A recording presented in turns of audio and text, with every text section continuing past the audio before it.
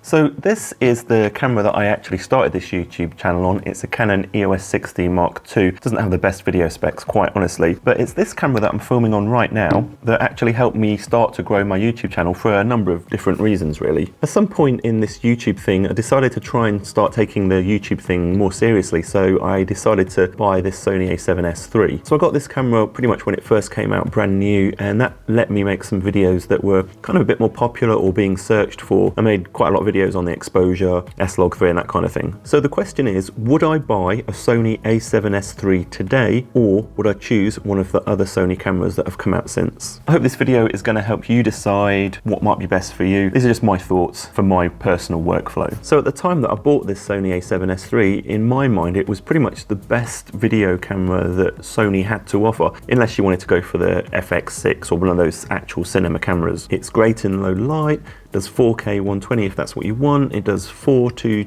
10-bit color, shoots S-Log3, it's got great dynamic range, and of course it's full frame. And it also has a viewfinder which you can use for both video and photo use. Don't actually use this camera for photos though, so all of these opinions are based on video-centric cameras. I've had this S3 for a number of years and I've never once experienced an overheating problem, even though I've shot outside in hot Australian sunlight. The thing is though, there's a lot more options available today in terms of camera bodies from Sony than there were when I decided to buy the a7S III. And quite honestly, I think there's possibly better options if you want a video-centric camera from Sony today, which may mean you wouldn't buy an a7S III if you had the choice. We'll break down some of those reasons in just a second. So assuming that I want to stick with full frame, which I do, and assuming I don't want to spend the money and have a massive rig like an FX6 or an FX9, there's two alternatives that I would probably think about getting rather than the a7S III today. The first of the two alternative options I'd consider would be if I didn't want a viewfinder and I wanted a smaller, lighter, and also less expensive body. That would be the Sony ZV-E1.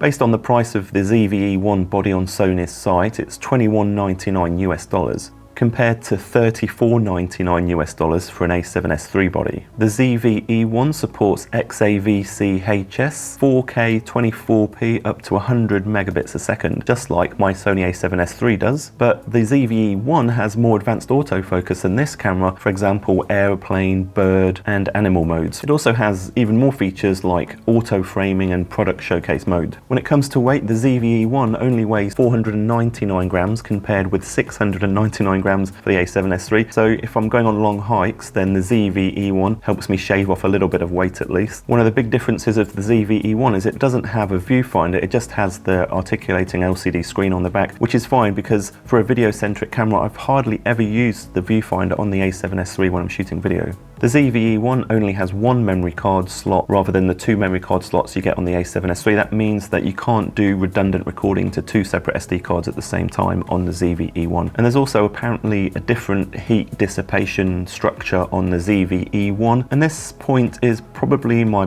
biggest concern if I were to choose a ZV-E1 over the a7S III. And that's, would I get any overheating issues, especially if I'm shooting outside in hot Australian sunshine. If you've actually got a ZV-E1 and you've used it quite a lot outside in hot sunshine, I'd love to know in the comments whether you've experienced any overheating problems or not. Brr. So what's the second video camera that I'd consider? Well, that would be the Sony FX3. Basically, the FX3 would give me all the video modes I need, pretty much the same ones available on the a7S III that I use. Again, the FX3 doesn't have an electronic viewfinder, but that's really not an issue for me personally. Never use it anyway. And the FX3 actually has an active cooling fan inside the body, which basically means I really wouldn't have to worry about any overheating issues if I'm filming outside. At the time I'm recording this video, the Sony FX3 is costing about $3,899 US on the official Sony site, so that's $400 more than the a7S III is currently selling for. It's also $1,700 more than the ZV-E1. Basically, it means you could get two ZV-E1 bodies for only $499 more than a single FX3. The FX3 also comes in at 715 grams, which is about 16 grams heavier than the Sony a7S III, but it's 235 grams heavier than the ZV-E1. So out of all three cameras, it's the heaviest. The good thing about the FX3 though, it's got loads of mounting points if you really want to build out a cinema rig for it. With the ZV-E1 and the A7S III, you'd have to get a cage first and then build on top of that cage. Even though the FX3 is the most expensive of these three cameras, it doesn't have some of the features that the ZV-E1 does, like product showcase or auto framing. But if you're buying an FX3, they might not be features that you're that bothered about anyway. The FX3 does come with the top handle, which has the XLR microphone inputs, which does give it features that the other two cameras don't have right out of the box. There's a few other things that I'd probably consider as well. One would be whether the camera body had a full-size or mini HDMI output if I wanted to rig it up, for example connecting it to an external recorder or monitor or something like that. Also with HDMI, the ZV-E1 doesn't support 12-bit ProRes RAW output like the FX3 and the A7S III do, for example if you're hooking it up to something like a Ninja recorder. Also with the new Sony app that gives you false color on the FX3 and FX30, support will be coming soon for the A7S III, but there's currently no word on if support will be coming in that app for the ZV-E1.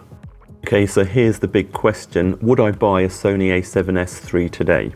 If I could afford the extra $400, I would probably get the FX3 instead. Two main reasons for that is one, that it's a lot easier to mount stuff to with all of the mounting points, but it also comes with support for XLR microphone inputs. To put it into perspective, if I wanted to add XLR microphone input support to this Sony A7S III, I'd have to go and buy something such as the XLR K3M hot shoe adapter, and at the minute that's about $599 US.